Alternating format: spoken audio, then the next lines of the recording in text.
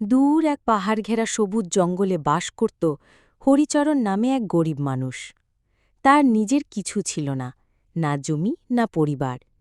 প্রতিদিন সে জঙ্গলের আশেপাশে কাঠ কেটে বিক্রি করে অনেক কষ্টে জীবনযাপন করত। তার ছোট্ট ঝুপড়ি ঘরের পাশেই থাকত রঘু, এক ধনলোভী ও বদমেজাজি লোক। একদিন সকালে হরিচরণ কাঠ কাটতে গভীর জঙ্গলে চলে যায়। হঠাৎ হরিচরণ জঙ্গলে এক অদ্ভুত দৃশ্য দেখতে পেল। বড় এক গাছের ছায়ায় দাঁড়িয়ে আছে একটি সাদা চকচকে গরু। তার গায়ে ছিল এবড়োখেবড়ো ঝলমলে দাগ।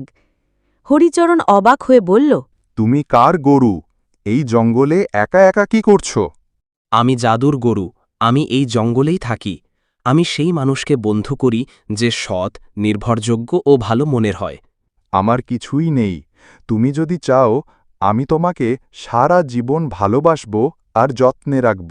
গরুটি রাজি হয়ে যায়। এরপর হরিচরণ তাকে বাড়ি নিয়ে যায়। পরের দিন সকালে হরিচরণ ঘুম থেকে উঠে বাইরে বেরিয়ে দেখতে পায় তার জাদুর গরু তার জন্য সোনার কলসিতে দুধ পড়ে রেখে দিয়েছে। হরিচরণ খুশি হয়ে মনে মনে বলতে থাকে, এবার আমি এই দুধ বিক্রি করে অনেক বড়লোক হয়ে যাব। হরিচরণ সেই দুধ বাজারে বিক্রি করে এবং অনেক টাকা পায়। এভাবে কিছুদিনের মধ্যেই তার অবস্থার উন্নতি হয়। তবে পাশের বাড়ির রঘুর রাতের ঘুম হারাম হয়ে যায়।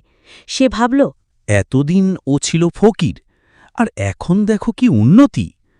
নিশ্চয়ই গরুর মধ্যে কিছু রহস্য আছে, এটা আমাকে জানতেই হবে। রঘু হরিচরণকে বাজারে সোনার কলসিতে দুধ বিক্রি করতে দেখে ফেলে।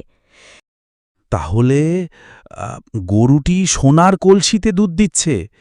সেটা বিক্রি করেই হরিচরণ এত বড়লোক হয়ে গেছে। যে করেই হোক, গরুটি আমাকে তার কাছ থেকে হাতিয়ে নিতেই হবে।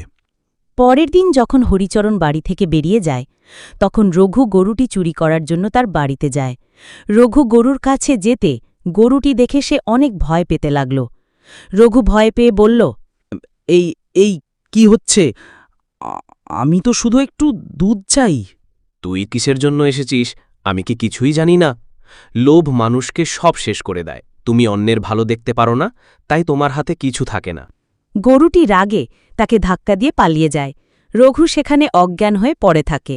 হরিচরণ বাড়ি গিয়ে দেখে রঘু মাটিতে অজ্ঞান হয়ে পড়ে রয়েছে। হরিচরণ তাকে ডাকতে থাকে। রঘু, রঘু, তুমি এখানে পড়ে রয়েছ কেন? রঘু হরিচরণের ডাক শুনে উঠে দাঁড়ায় আর সব কথা খুলে বলে। এর জন্যে বলি, মানুষের জিনিস দেখে লোভ করতে নেই। নিজের কাছে যেটুকু আছে সেটুকু নিয়ে খুশি থাকতে হয়। এই কথা শুনে রঘু মন খারাপ করে সেখান থেকে চলে যায়। বন্ধুরা, আরও সুন্দর সুন্দর ভিডিও পেতে ভিডিওটিতে একটি লাইক করে চ্যানেলটি সাবস্ক্রাইব করে বেল আইকনটি অন করে রাখো।